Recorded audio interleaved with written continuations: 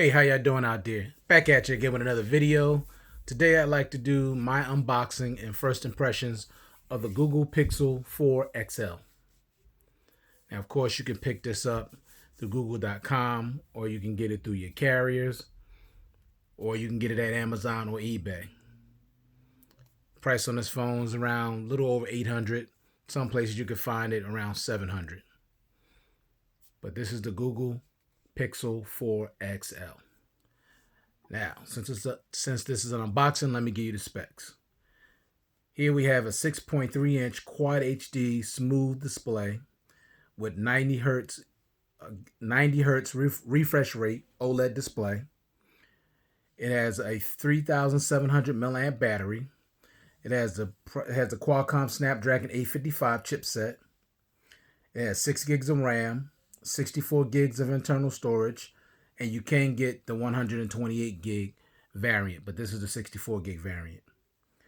With the cameras, you have a dual setup in the rear. You have a 12 megapixel dual pixel and a 16 megapixel telephoto. With the audio, you have dual stereo speakers on the front. And the features you have with it is face unlock, motion sense, and of course you have Android 10 with 3 years of updates. All right, so let's open it up, see what it is. I already took the plastic off just to save some time. We're just going to slide this up. Just going to move this out of the way completely. Here you got the phone right on the top. And we're going to, okay, we'll leave that plastic on for a second. Set it right down there. Let's take this off. Put that out of the way. All right, first thing, we have some paperwork right here. Let's see what's in here. Look like your standard. Oh, okay, you have your SIM ejection tool, and the rest is just your typical paperwork, stuff you don't really need. Nobody's going to read it. So take that, move it to the side. All right. As you can see here, you have your USA to USB type adapter. You have your power cord, USB type C. Let's see what's in this box here.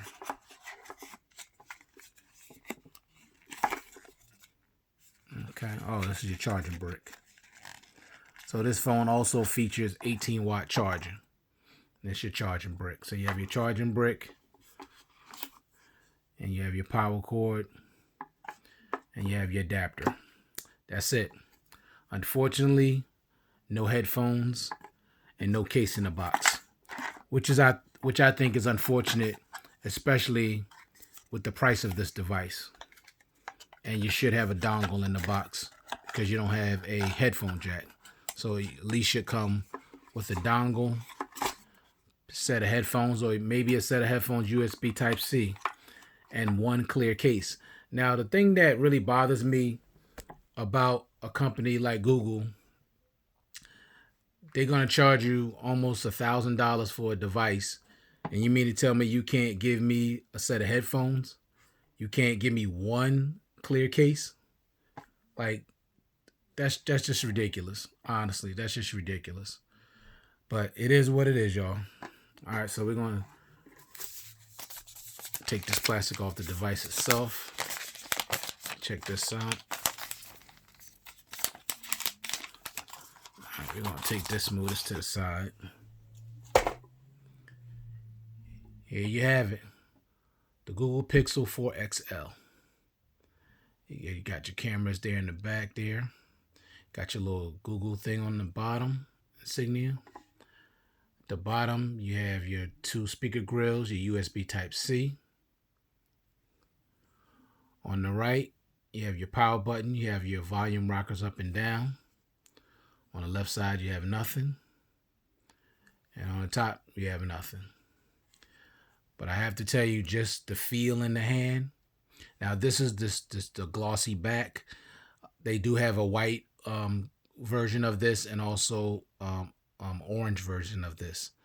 Now, I got the black because they didn't have the orange or the white at the time, so I just went with the black, which don't bother me because I like a black phone. I wouldn't have gotten the orange because I don't like the color orange, but I probably would have gotten the white one because I've never had a white phone, so I would have just got it just to try it out. But I have to say, the build quality on this phone is excellent. It has a nice hefty weight to it. Doesn't feel cheap at all. I mean, this is quality. It feels like really good quality. All right. So what I'm gonna do, I'm gonna drop my information in. I'm gonna pause the video, then I'll get back with y'all and we'll check it out. All right. Be right back. All right, y'all, I'm back.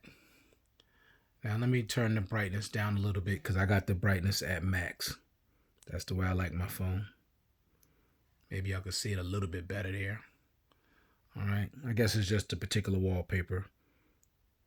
Let me turn it up a little bit. But I like my screen on max brightness. All right, so I downloaded my information in the phone. I've been playing around with it, and I must say, this phone is pretty impressive.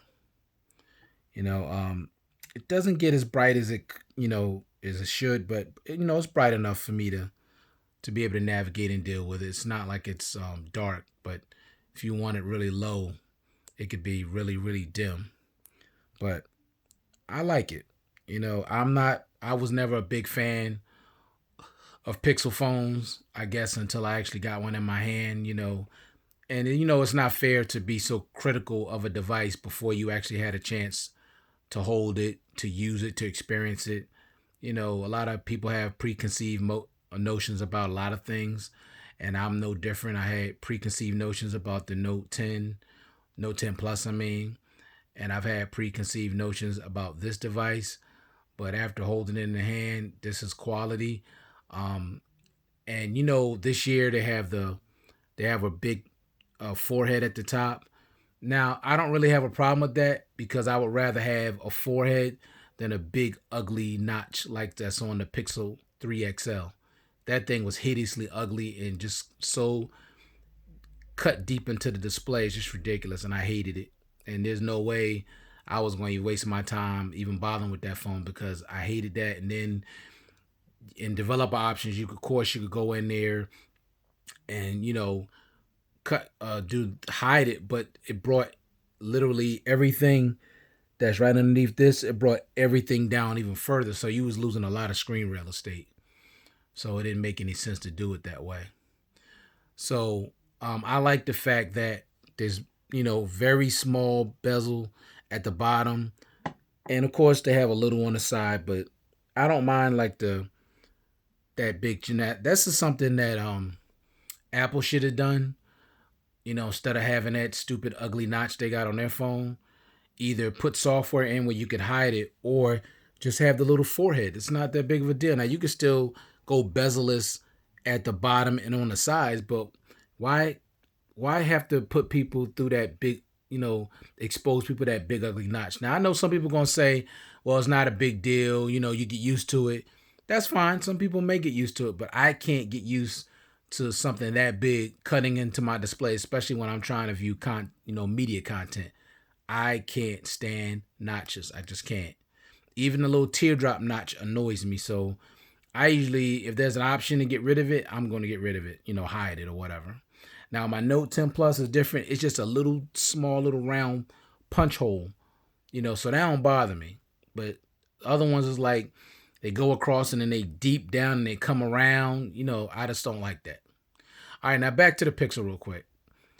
The build quality on this phone is excellent. Now, the biggest seller point of this phone, of course, is pure stock Android, which in my opinion is overrated these days because most Android phones, especially the top tier ones, run very fast and very smooth.